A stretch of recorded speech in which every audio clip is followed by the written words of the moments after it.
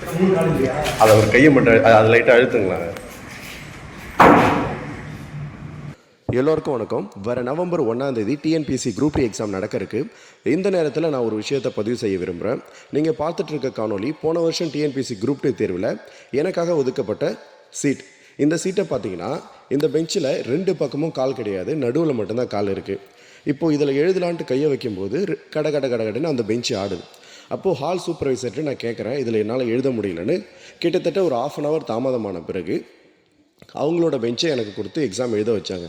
இந்த தேர்வில் எனக்கு 1/2 hour வீணாச்சு. கடைசி ஒரு 50 கொஸ்டின் கிட்டத்தட்ட ஒரு 10-15 மேக்ஸ் கிட்ட என்னால் சால்வ் பண்ணவே முடியல. ரொம்ப மன உளைச்சலுக்கு ஆளானேன். இந்த சம்பவம் எங்கே நடந்ததுன்னா, கடலூரில் இருக்க ஒரு தனியார் பள்ளியில் போடப்பட்டிருந்த டிஎன்பிஎஸ்சி சென்டரில் தான் நடந்துச்சு.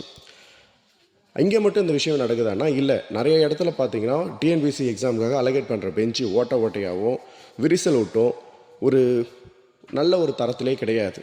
இதில் ஓஎம்ஆர் ஷீட் வச்சு நம்ம மார்க் பண்ணும்போது ஓஎம்ஆர் ஷீட் டேமேஜ் ஆகிறதும் சரி, கிறுக்கல் வருதும் சரி நிறைய நடக்குது. இப்போது எனக்கு அலகேட் பண்ண பெஞ்சு என்னோடய நேம் ஸ்டிக்கரை ஒட்டும்பொழுது அந்த நபர் பார்த்துருப்பார் இல்லையா, ஒரு எக்ஸாம் எழுத வரான். ஒரு ஸ்டூடெண்ட் வந்து எக்ஸாம் எழுதுறதுக்கு ஏகப்பட்ட கனவுகளோடு படித்து எக்ஸாம் எழுத வரான்.